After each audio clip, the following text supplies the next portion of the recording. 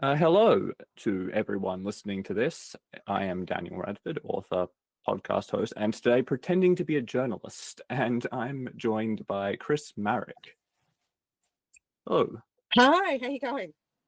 I'm doing well. Yourself? I am great, great. Looking forward to, having a holiday soon. It's been a big That is very fair. I imagine your work is very busy. bed. It's been busy. It's very busy, especially when you're running around being the guardian of a very famous bear. That's for sure. Yes, and that is, I mean, if anything was a segue, that probably is. Kris is, of course, talking about Humphrey B. Bear, the world's most famous bear, quite possibly. Definitely up there. Yeah. Being in the age bracket I am and being from Australia, obviously I grew up somewhat with Humphrey. A bit of media I engaged with in my childhood, and I'm sure it had some degree of influence. And I'm sure that is true for a lot of people, considering that Humphrey started in 1965 and then continued running for quite a while into like mid 2000s. Had a brief break in there somewhere before his Humphrey came back. So a very long pedigree there that you have taken on under your wing. Yes.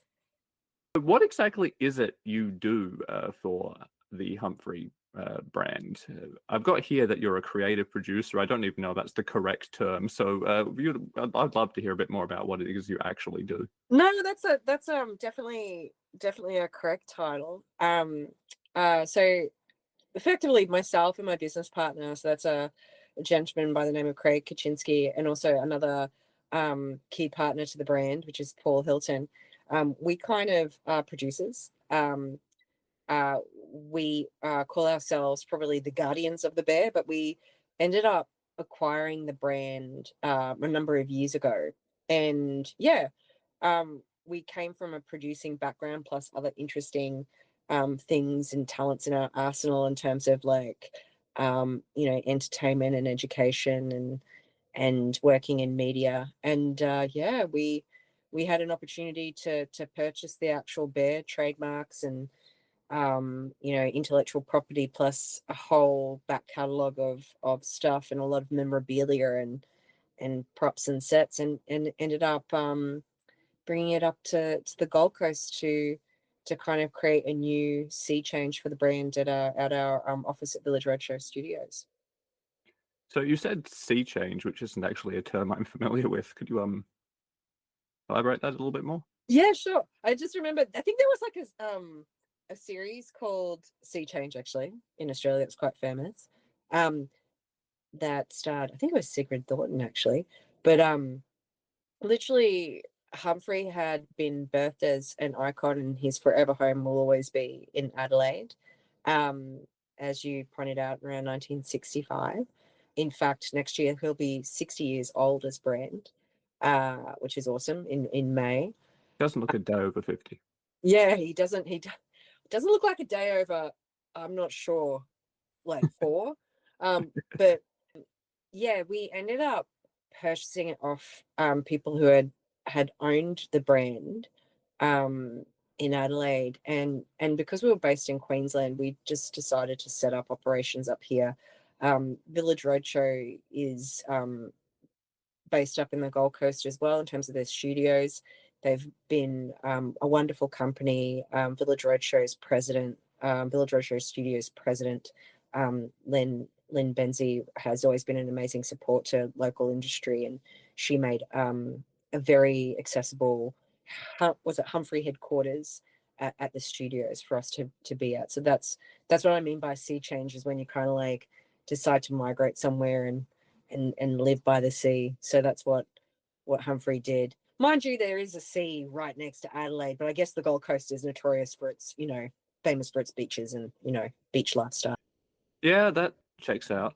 Okay, so you work with a Village Roadshow, which is very cool, to be honest. They're behind a lot of huge productions and things like that have gone through Australia, and a lot of very Australian productions. I actually should have checked this beforehand, I think, but are they purely Australian based, or are they international? I think they're actually now, they were I think they were founded as an Australian company um, by Graham Burke and Tony Clark. I believe that's the case. And that company started out as being um, a cinemas, I think, or drive-in cinemas, and then actual cinemas. And then, very, very long time ago, I think perhaps in the 60s or 70s, and then that expanded out into like owning film distribution and investing in films as well. But I think that while there's still key people, like I think Clark Kirby actually still is at the helm of Village. Their shareholders are other companies, and I think that might be not 100% really Australian owned anymore. But yeah, it's definitely a big company.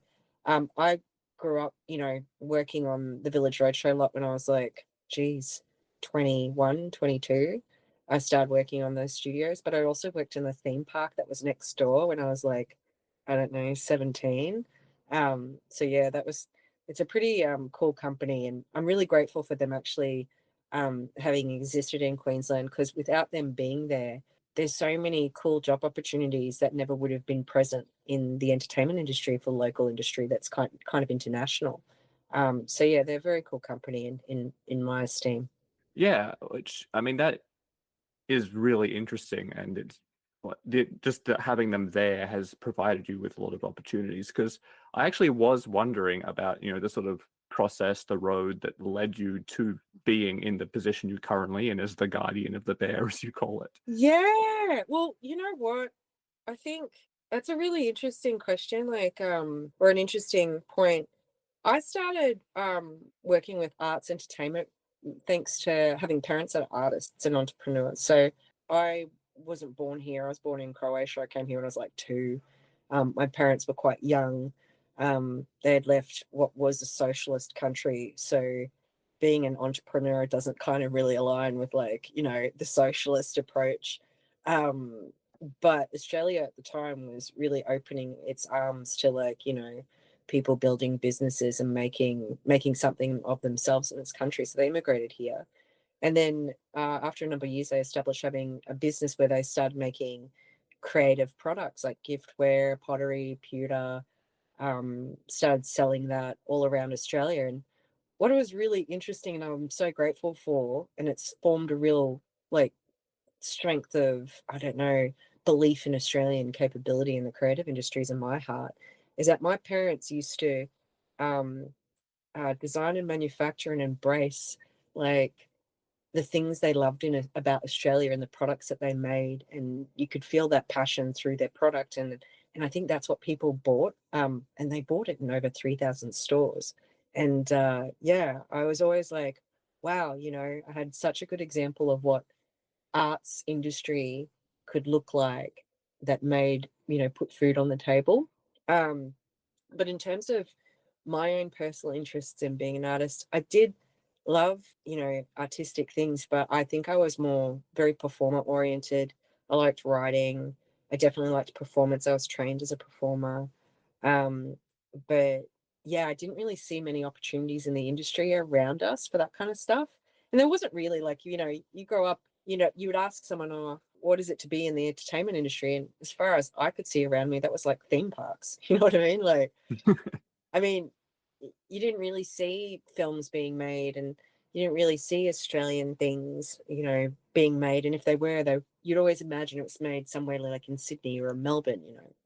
Um, and then, yeah, so I always leaned into like theatre and looked at training as a live performer, where I also did like other studies because I was entrepreneurial and business-like. So I ended up deciding to do a business degree, and then weirdly did a criminology degree. That's another thing. I kind of pursued my passion of like, I guess, understanding human beings, which is not an unusual thing for performers or creators to do. Um, and then what happened after doing all my study, and I kind of started enjoying giving myself a bit of creative reprieve after doing uni. I went, stuff it, I'll do some studying in drama again, just to kind of, I don't know, reward myself, and also, I don't know, quench that creative thirst.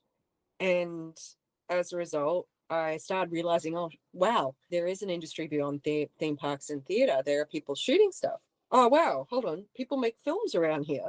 So what happened was I was like, I'm not sure if I'm really loving this performance stuff, because when you're in film, and you're trying to learn how to be a film performer, you're kind of taking a lot of direction and stopping and starting. You can't really sit in the creative soul of that, that performance as much as you can in theater. But then I started realizing, going, oh, maybe I'm actually a person who wants to be a creative content maker, a producer. And so for that point, I set out to figure out how to be a business person in creative industries.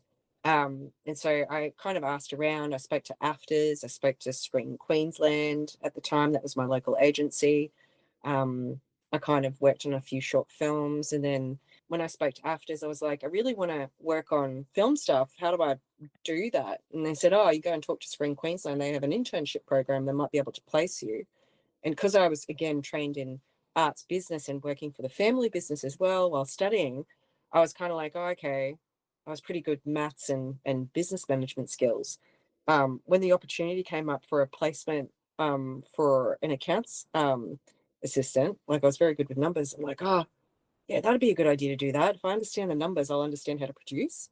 And so I got offered an opportunity to work on Croc Dundee #3 as my first job as an accounts assistant that was subsidised by Screen Queensland. And yeah, that was my first job, and it was so bamboozling. It was like 6 months of like from working on that job to working on the next one, because no one wants to ever work as an accountant, unfortunately. On films, there was always job opportunities to work in that kind of role. So I learned a lot about film by doing that, so I could become a producer of film. And then I also worked across taking that accounting skill set. I worked across, like, I thought, oh, it might be good to work across all types of entertainment mediums. So I went from working on films to working on TV series to working on. I worked as a finance manager for the Queensland Theatre Company at one point. I worked for Live Nation in the UK as a project accountant, so live music, where it was like, huge festivals. The UK is crazy. So I did all that and had a really rounded experience from understanding numbers. And then finally, I even worked as, hold on, a financial controller for a Bollywood firm in the UK. Now that was a wild ride. Wow. You know, so I accumulated all these things. And when I was doing all of these projects, I often would see how these projects would set up really fast, um, how they would get their systems in place, how they would have to problem solve really quickly, getting lots of things made, constantly producing content to be stringed together to make something or deliver something. And as a result, I became very good at setting up a lot of systems as well and processes to make that operationally executional. Like, it's kind of part of what sometimes happens working in the finance side of stuff. And as a producer, I started experimenting with a lot of that type of stuff. So I was kind of really open to, like, how to use technology and all this kind of stuff to eventually be able to run a business in making entertainment, right? So did that, and started producing stuff. I went, okay, start producing low budget features. And because, like, you can't, there's not a lot of opportunities here in Australia to kind of like go, oh, I want to become like a teacher and you get a placement. It's like construction. Like the entertainment industry is very much like you go and decide to build a house, and then you build it and then you sell it. And then, you're kind of an independent person. If you are building a very big Taj Mahal, the reason why you're doing that is because you're probably doing that on behalf of a US production that's decide to come here and make their make their project. But yeah, I ended up producing a whole bunch of independent films, and then I was getting a little bit over that, going, this is making feature films is a very challenging thing in terms of making money. The making part is not that hard, but distributing and selling is you can have the most amazing product or the most crap product, but you're at the mercy of what the market and a bit of good luck and a bit of connections will get you in terms of how successful that product could be. And then you start realizing, going, holy crap, you know, for how big a project costs, it's not a cheap endeavor. and for what the risk and return is, you start scratching your head and you're going, right, is this type of way of approaching content producing and being in the entertainment business kind of the right way to kind of go? Like, is making feature films, independently a really smart move? It'll be a bit different if you're in the States because it's such a big market. So if you make something and you release it, you could be independent, but you could be at least having the potential of accessing a market that's, a country of 330 million people, something like that. Whereas here we only have 25 million. It's kind of nothing, right? Definitely So for how big we are. yeah, so what happened was I sat there and I went, oh, you know what? Do I really want to be, doing this kind of thing? I really didn't want to do more project accounting because the hours were really like, when you work in entertainment projects, often like here in Australia, these, construction like projects, you're working a minimum of 10 hours a day, but definitely up to 12. And if you're running the lot, well, you're barely, your every waking hour's work. So you scratch your head and you're going, hold on, why do people get into this? Didn't they get into this because they used to make money? And they used to. In the 80s and 90s, you could be, and prior to that, you could be a producer, make something and sell something and make money and do well. But I think that in this day and age, it's just, there's a lot of competition, there's a lot of films out there. And yeah, I just don't know if the feature film market is really a very accessible game. The distribution space is a bit tricky. However, that changed for us later on when we did come across Humphrey, and we thought, myself and Craig at the time, and then Paul were like, you know what, we can't really do this thing of making feature films or, anything kind of like that, like these little construction like projects, because they just kind of, you're kind of feast famine all the time, where you're trying to have to supplement your income through, working in other industries.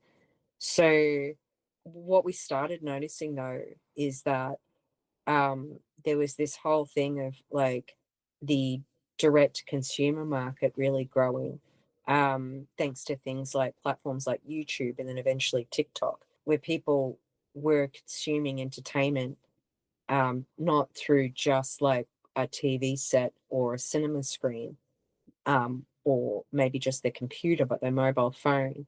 And they were consuming a lot more than I think people would have traditionally believed that people wanted to consume.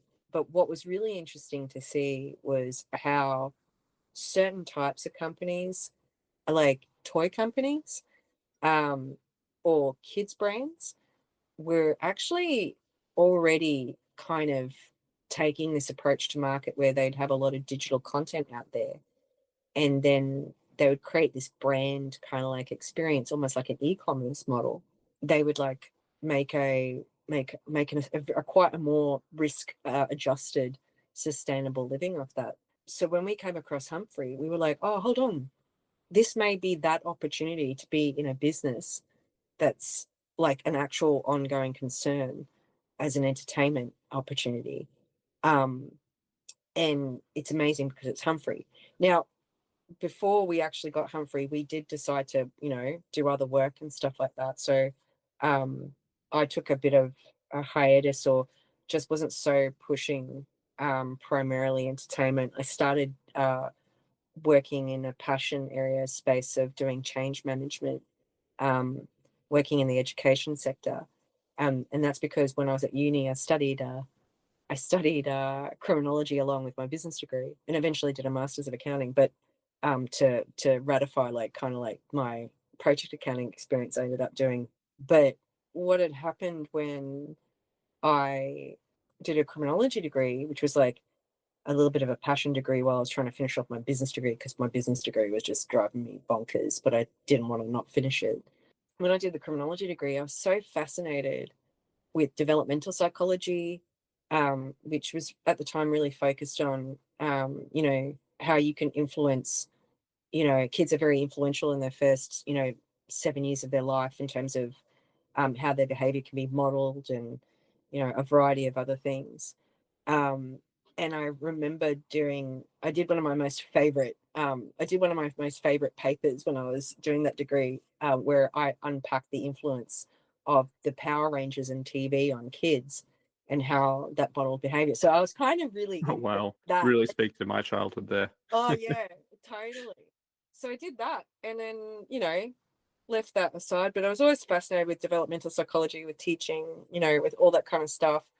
And then eventually, because of my qualifications and because I had my accounting experience, my systems experience, and working at so many projects, I ended up working for the University of Queensland doing change management, in re-engineering process, helping re-engineer process and systems and rewriting policies and stuff like that. So it was really awesome. I really loved it. It was great work. I worked with so many lovely people and yeah, all that kind of stuff. But that in combination with like the change management work, I started consulting in change management as well for and entertainment industries and entertainment businesses and other businesses while I was trying to supplement the entertainment stuff. And then lo and behold, we're still producing some stuff, but not full time. And then the Humphrey opportunity came on the cards. And that's where we went with that. So we had that aha moment of, oh, hold on, maybe we can get into the business of being in the full-time sustainable business of being entertainment oriented. And yeah, that's how Humphrey came about into my life, and that's how I got there. Yeah, that's a winding road for sure, but it does seem like it was a golden opportunity that you sort of found your way to with a very diverse skill set that just positioned you exactly right in a way to work with the Humphrey brand, since it covers so much of that. It feels like it, like we sit there and laugh amongst ourselves, like myself, Craig, and Paul, and we're like, this is really weird. Like when we came across Humphrey, we're like, hold on, this just feels like our destiny. Like everything that we've learned and we've done, like both Craig and Paul have really awesome backgrounds too that are quite diverse and hilarious and fun. Like they've worked in entertainment and film. Craig was like he used to lecture in voiceover, teaching people how to do dialogue, but he actually used to do like the Disney trailers here in Australia as well. But he's also been a key person in licensing and merch. Oh, that, No. I was to say that's very interesting actually, because a lot of my collaborators and things like that that I work with, or my co-hosts even on my sort of main podcast, are trying to get into voice work and things like that. So it's really interesting to hear that. Yeah, well, it's yeah, it's really cool. Like, and then yeah, Paul had a background of working in art department and sets and all that kind of stuff on all types of major ads in the 90s, like ones when they used to spend a lot of money on ads, like crazy money. He even was telling me like, the time where he was working on some Baz Luhrmann Chanel ad and like how much money they had and the fact that they like had a shoot that was over one night, and that so Baz decided to order like lobster lunch dinner for everyone because like, As you do. and God bless Baz. Like I think like he's actually now based in the Gold Coast, which is unbelievable and very cool. But yeah, I think he's the type of creator when he's very decadent, but if he's having decadence, everyone else is going to have it around him, and I kind of think that's the coolest thing. But I think more people need to be like that, to be honest. Instead of, if you're going to have all of the decadence and the wealth, why not spread it around? oh yeah, see, I'm like that. I'm like I'm like that in terms of food. If I'm gonna have a meal that's delicious, everyone else is gonna eat good around me too, because we're all gonna eat happy together. So I kind of love that. But yeah, look, Baz, Paul, Paul's had a very interesting kaleidoscope of experience too. So yeah, when we came across Humphrey, we were like, actually, this is like our dreams come true. He's such a beautiful brand because it's such a like we knew he was loved as a brand when we picked him up, but when we go and do live show activations and we're present on social media online and we go and shoot in places, like just how people light up, and like we even have like just everyone, like even kids who don't even didn't grow up with him, they'll be like, oh, cool bear, you know what I mean? Like he's got something magical about him, but I think he's also very much magical because like Humphrey always represents to me like what it is to be a quintessential Australian and the part that the world loves about us. he's carefree, he's friendly, he appears, confident in his sense of himself. Like he owns his identity. He's Humphrey, and he's willing to give anything a go, even stuff that's just a little bit probably, I don't know, should you do that? And to me, that smells of Australian spirit, that daredevil, but not to the point that it's totally stupid, but that essence. And I think that's why Humphrey lasted so long, because he kind of was that embodiment of that. He was so accessible, non-judgmental. He was just friendly and, a little bit of mischief and a little bit of give anything a go. Yeah, I mean, I definitely remember a lot of that have a go mentality. Try things, experience things, learn things, see what you want to do with yourself through experiencing things as a kid. I definitely remember a lot of that sort of mindset being a big part of children's media and things like that growing up, as well as just the education system and things like that. So I think what you say there makes a lot of sense. And it's also a perfect segue, because I definitely don't want to missing the chance to talk to one of the creative minds behind the modern Humphrey. As Yeah, the creative and slightly kooky, but all yeah. creative are. Well, I think what's really interesting with the kids space, so like, I don't know, I I see that when we started working with Humphrey, while we kind of had, all of us had some sort of experience in working in entertainment, we all had sought to work in entertainment in some way where we were helpful with people. So there was alignment in values with the brand for us.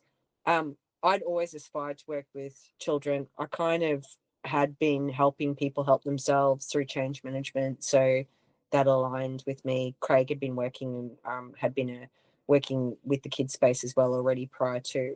But yeah, we just had all this alignment. But when we started redeveloping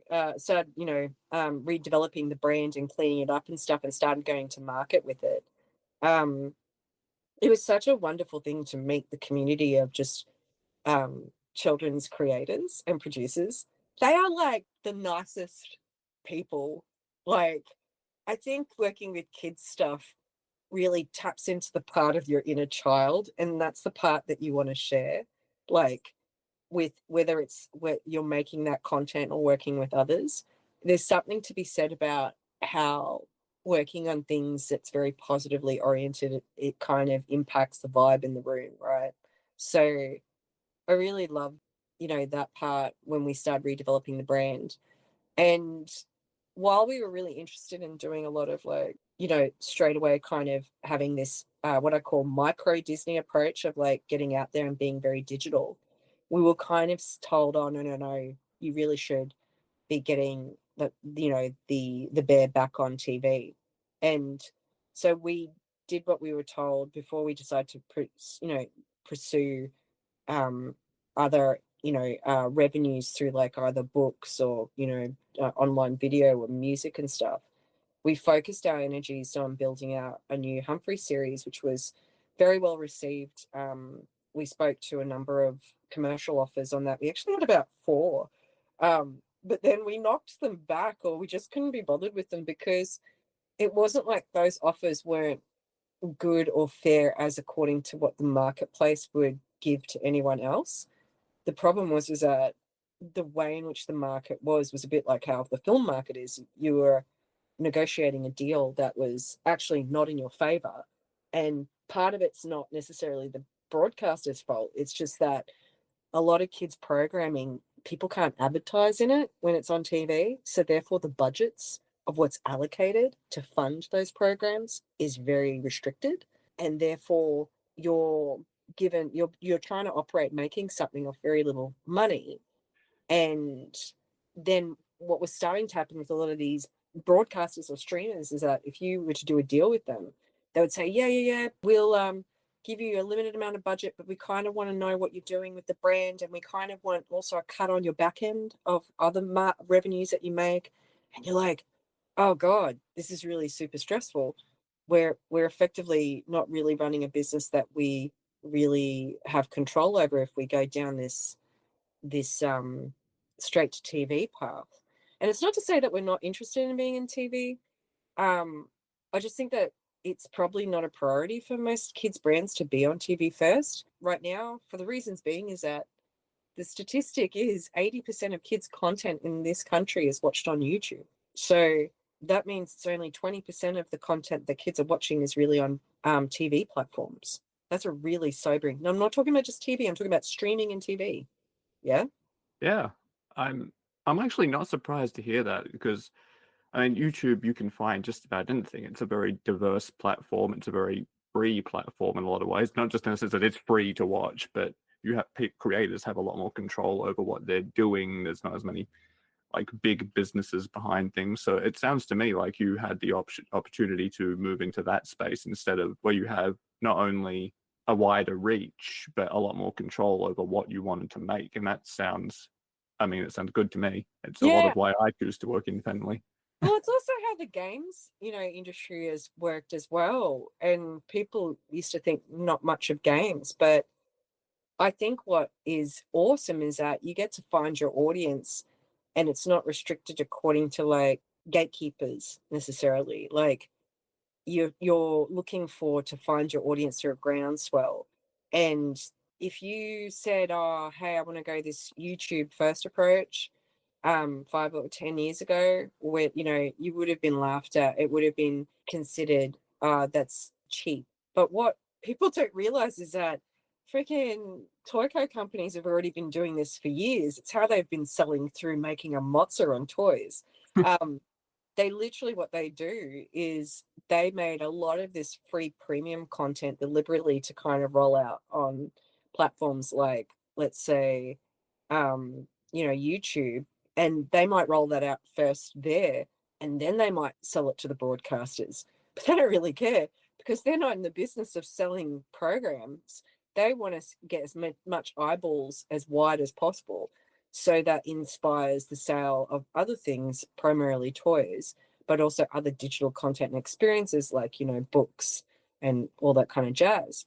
So what was really funny is in our journey to be able to kind of like go, right, yeah, sure, we'll keep running that game of doing, finding a TV slot eventually for Humphrey one day, but on the terms that we're more happy with. We'll start rolling this, what we call DTC, direct to consumer path, because we can monetize that today. Because we already sell live shows right now. Like he performs live around the country. And we get rave reviews for what he does as well. So with it, okay, while we're kind of like wanting to do this direct to consumer thing, we can start exploring how do we want to do this in a way that's cost effective and innovative, because to be good at that game that the toy companies do, which actually I have to call it the micro Disney approach, right? I love that. But it is like literally the micro Disney approach is a smart business model if you can do it. Doing it requires the ability to produce content consistently and have resources to do that, and to do it at a caliber that people want to watch and be able to publish that consistently. And the way that Disney does it, obviously, in a grand scale, is because they own a lot of the value chain. You know what I mean? Like they own the ability to make this stuff. They own the ability to, produce it, and then they own the ability to distribute and market it. So that's great. But the thing is that when you kind of sit there and you're, independent entrepreneur slash creative industries maker, you're like, crap, how do we figure how to, do what we need to do at low cost? And what was happening at the time when we were, discussing this, we saw the rise of virtual production starting to pop up. So virtual production was making certain things like, making a high-end looking TV show or animation to be way more accessible than ever beforehand, at a much lower cost and at a much faster rate. So we started scouring like people who could be collaborators or partners in doing that. And I came across a mob, thanks to the recommendation of a friend of mine who was producing high-end Lego content in Bangkok. They were really cool. They were called M1 at the time. They're called Chardo now. That's Marty. He recommended a lab that was being really innovative called Deacon Motion Lab. And they were based in Australia, which was cool. So we ended up approaching them, and they were really great. like very smart, very capable, very innovative, doing motion capture animation when no one was really doing it. But now it's like you can buy programs that practically almost do the same stuff that they were doing. But yeah, we started working with them, and then lo and behold, started working with them, and then they decided, hey, we wanted to spin out to like a into a commercial entity. Do you want to run that company? And then we looked to bring Humphrey as part of that whole collaboration. And so I started working with them, and then COVID hit, and then it was madness. So like, yeah, it was really Humphrey. Almost a lot of the plans, Humphrey was actually starting to pick up in live shows pre-COVID, and we were starting to get really good momentum. And then I don't know, like a lot of people in COVID, it was all about just like, I don't know, trying to survive, trying to find business. But then what was really strange is that in the process of kind of like trying to make that company in particularly survive, I ended up having to go out to the marketplace as a CEO of this company, this tech company I was working with, that was collaborating still as a partner with Humphrey and Ozpix, which is myself and Craig's company, and where Paul, the other partner works for. Paul and myself ended up doing this work for this company during COVID, where we tried to acquire animation jobs and virtual production jobs. And it got to a point, and you won't believe this, where we ended up securing Teletubbies animation series, which we produced or was produced here as a result of acquiring that as a gig, and also producing stuff for Mattel and also for My Little Pony. So it's Oh pretty, wow. yeah, so it's pretty cool. You've definitely worked with some very interesting people and some very interesting places, and secured quite the place for yourself in Australian and even international entertainment, it sounds like. But Oh no, seriously, there are people who've done way cooler stuff than I have. I think what happens in Australia, though, like most Australian industries, you end up doing so many different things because you've got to like adapt and seize any opportunity that you've got to do. Um, Otherwise, nothing happens really. So yeah, I feel like we've done plenty, but it's nothing relative sometimes, I think, to other people. But yeah, we've done some cool work. And I think that experience of, by the way, I'll just finish this up though. What was really fascinating was when we went to market and secured these jobs, all these companies we were talking to were totally validating this whole approach that we'd set out with Humphrey initially, that we got excited about when we purchased them. Because what these companies, when we were commissioned to do Teletubbies and Mattel, literally we were being commissioned by the marketing divisions of these companies that were there to create completely online content. Like these pieces of content were actually debuting on YouTube first. 52 by 5-minute episodes of Teletubbies animation, and exquisite animation, right? Like it was great looking stuff with banging tunes, like you're like, wow. But really what it was all part of, it was all part of an ecosphere of how these companies were facilitating an e-commerce 360 e-commerce direct to consumer model. And we realized that by dealing with these companies through working with that virtual production company, that what we imagined was the right path for Humphrey actually was the right path. Like it just wasn't, it's just not a common thing that you were seeing in the marketplace doing. Because if you're a kids producer, or you've got a kids IP, everyone will still keep telling you you've got to go make a TV series. But the TV series space for kids stuff, well, I was speaking to a very senior level executive the other day who was very high up in the kids world, and he was saying that the production of commissioning of broadcasting content for broadcast channels has dropped by 80%, because obviously there's this migration towards producing for online content, and to do online content you've got to front up that money in advance. You can't ask for a broadcaster to pay money for that. So yeah, just a really interesting journey, but a very validating one, and a one that makes exciting sense in relation to what Humphrey's potential is. And people go, oh well, why do Humphrey? Like, hasn't he been and gone? And it's like, yeah, but I think what people don't get is that it's hard to have a brand that's actually demonstrated any success in this world.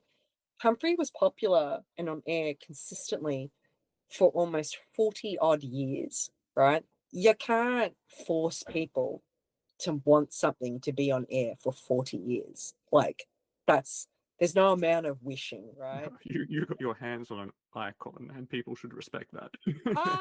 It's more, but like we even like when we bought it, we were like, we were very pragmatic. We saw it as an opportunity, but we were kind of like, might not be the right thing to do, but we're going to give it a go. But the reality is that it's a brand that's already proven itself to work. What we've been focused now is how do we make that brand work for how kids and parents want that brand now. And I think that's the reason why kids go to a lot of YouTube stuff is I think YouTube and a lot of online content, including games, is a really big thing. It is able to speak to its audience more directly. It's able to have a relationship with its audience more directly in a way where it can respond to its audience needs a lot more responsively. And that's why you see brands like Blippi, I'm not sure if you're familiar with that, or Cocomelon. They're huge. They never even went close to like broadcasting first. They were a YouTube first, but they've made more money than like brands that have been around that appear to be successful. So I guess like Humphrey has a lot of potential. It's just, what we focused on was making sure that we could really serve that potential in the best way possible. So yeah. Anyway, sorry, I rambled on there.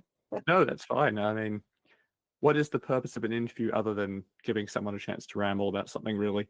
But you talk a lot about bringing, like, I mean, not only have you given me some very good insight to like the behind the scenes workings of all this, which I was very interested in, and I'm hoping other people are too, but you've talked a lot about taking things in a very modernized direction through YouTube with the ability to connect much more directly with your audience and things like that, which brings me to something I was very curious to talk about as sort of maybe the last thing we can touch on even, was that because Humphrey has been around for so long, it is such an established brand and things like that, and you've had such a hand in modernizing that brand and bringing it to this more direct platform and things like that. It makes me very curious as to like just not only the general approach of telling a Humphrey story, but also how that has changed and how the stories you guys want to tell and how the character even has changed from that original version back in the 60s. Oh, see, that's a good question. Okay, so Humphrey has been magical. To change him is not a good thing. You have to, that's like, he is who he is, and we sat there to totally respect that. And actually, when we originally acquired the brand, we sat there and we went through this archive because we inherited 17 pallets of Humphrey historical stuff. It was like articles, film archive, episodes, songs, just all this wonderful stuff that people who were part of making Humphrey awesome, obviously their legacy. But what we had to unpack was, why did Humphrey just become this bear that the nation adopted and treated as one of its own, because it literally does. Like, we'll walk Humphrey down the street and people will be like talking to Humphrey as if like he's a mate. He reminds me of a character that Robin Williams played in I think it was like late 70s, early 80s, in Mork and Mindy, which was a very popular American sitcom, and I think it was one of his I have a early roles. little bit of familiarity there, so I kind of know what you're talking about. Yeah, Mork was hilarious. He was an alien from outer space that was just so innocent and a bit nuts and funny, but he appeared human, right? You wouldn't know. Right. And in a way, that's what Humphrey's charm is. Like, he's just himself. He's a naive clown, He's so harmless and whatever. He never hurt, and he has no intent to hurt anyone. He always treats you like he treats everyone, that energy, like he's friends with everybody, you know what I mean? He's so accessible. But it reminds me kind of like we've figured out it's the charm of like a dog, It's dogs don't speak either, by the way, and they don't wear pants either, by the way. But he's got that quality about him, and we had to unpack, like, going to ourselves, why was he successful? Honor that. Don't mess with that. So we did that, unpacked it, and then started developing a new story world for Humphrey, because Humphrey, as you know him and have always known him, from what we could see, only ever made this point. He was a bear from the magic forest and he lived in a treehouse.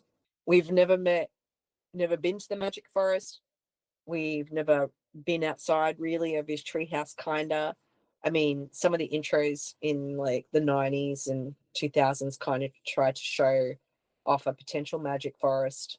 Then, that was quite abstract. But yeah, what we've done now is gone, well, let's kind of explore what's Humphrey's story world and his friends. Does he have any? And so what we've done is developed a whole new story world for him. And we're now in the process of producing content, which we've republished a brand new site mid last year of the Humphrey brand. And we've now dropped 3 YouTube videos a week. One that's a classic clip from like the old catalog, one that's a music lyric video, which is pretty hilarious stuff. Humphrey dancing around and you can sing along with him. And one that's an adventure bear video, which is more about him going out right now. And that's more Humphrey in real life. And that's new material where he just goes and makes friends. And then we're currently working on a very exciting technology solution pipeline for the Humphrey content where he's producing books, activity sheets, animation, and it's all based on this new story world where you get to meet his posse of friends in the Magic Forest. So, but in order to kind of make that cool, we've engaged awesome developmental experts, literacy and education experts, kids publishing and brand experts that have dealt with global brands, like they've worked with Smurfs and Bluey and things like that. And we've also engaged writers that have written for the Cartoon Network and Disney. We've even, to make sure that we're being funny, because I think that's one of the key things with the brand and why Humphrey's successful, is that he's a funny bear. Everyone loves to laugh. Everyone loves to laugh. So we decided, hey, everyone, we need to make sure we're on our comedy chops. And Humphrey's actually a clown. So have we got our clown chops up to speed? So we brought a clowning expert in recently, like 2 weeks ago, who trained us as a clowning workshop. This guy, Clint Bolster, freaking awesome. He trains the clown doctors of Australia. And he made us reconnect with the clowning roots of Humphrey, because Humphrey's already funny. He's a clown.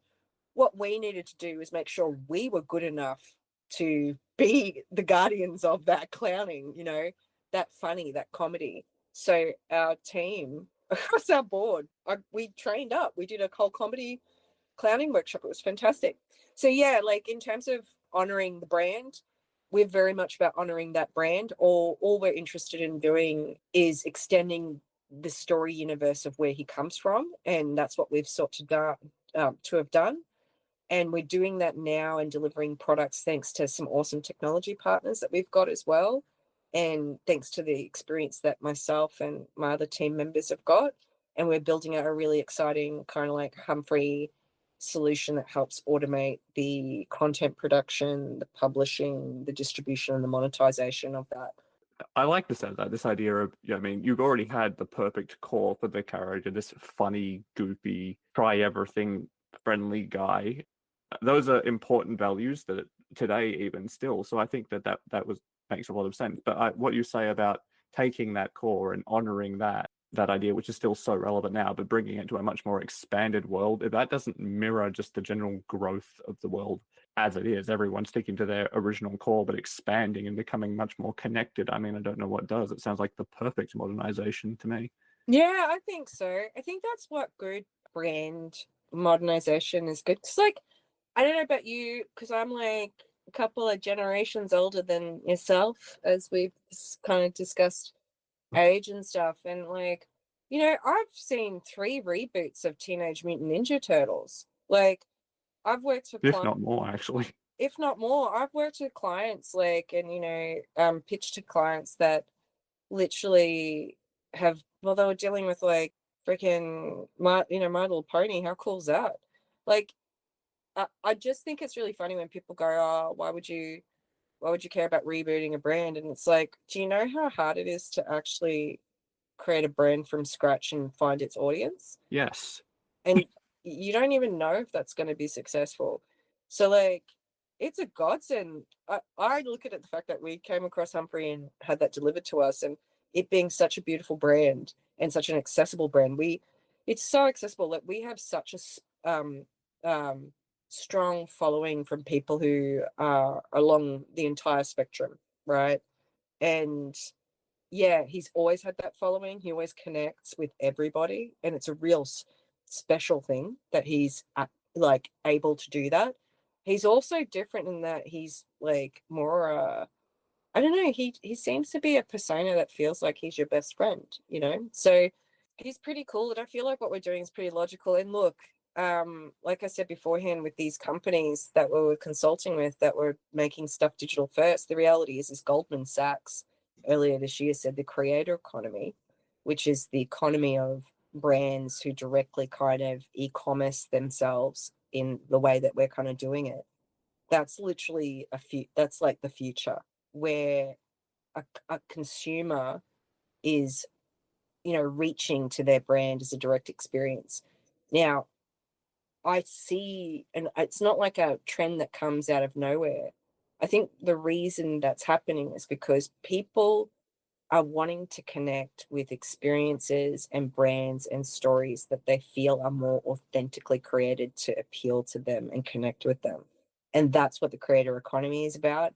That's what Humphrey's about. I think that there's a lot of kids that look to YouTube because they're looking for stuff like, kids don't sit there and watch animation all day, by the way. People think that that's what the top ranking stuff is on YouTube. It's not. It's actually a lot of live action stuff. It's a lot of stuff where kids are watching other kids doing stuff or activities. Like they'll watch someone play Roblox for hours. And what that shows you is that I think that kids are looking for, and parents are looking for, really great content that really infuses entertainment, well-being, and learning in the one thing, as opposed to it being like, here's pure trash entertainment that's just like only about story, and over here here's education, and the two should never cross over. So that that system doesn't serve the market anymore, and they're voting by going to YouTube to find what they want that reflects more a hybrid of those things. And that's what we want to serve as a brand, and we see a very unique opportunity to be able to do that. Yeah, that's all of that is incredibly interesting stuff. That does bring us to pretty much the end of the time we have set for the interview, though. So Sorry, I hope I didn't talk too much. I hope no, I hope you it was covered fascinating. you covered everything I wanted to cover just about anyway, and I was Yay! happy to sit here and listen. No, And as for you guys who are listening to this when this comes out in the future, if you guys wanted to find any Humphrey content or any of the other myriad of things Kris has worked on, where can they find all that? well, if you just go to humphreybear.com, that's for the website for Humphrey. And yeah, I mean, sure, you can look me up on LinkedIn or IMDb. But yeah, I've got to update my LinkedIn. I feel like it's a little bit, I feel like I need to make it a little bit more snappy. But yeah, you can see a lot of the stuff I've done. Or Ozpix Entertainment, that will give an indication of some of the things that we've done as a company as well, and projects we've worked with. Yes, something tells me that people are not going to need me to point them in the direction of the things you've worked on, especially Humphrey. Yeah, that's fun. But Humphrey's good fun. But I'm so glad that you love Humphrey. It's sounds like sounds like an interesting thing to hear about what we're up to with the brand moving forward too for you. Yeah. Oh, thank you for joining me for the interview, and thank you, audience, for listening. And I will hopefully be able to produce more interviews and things like this for you guys in the future. But until then, we will see you next time. Cool. Thank you.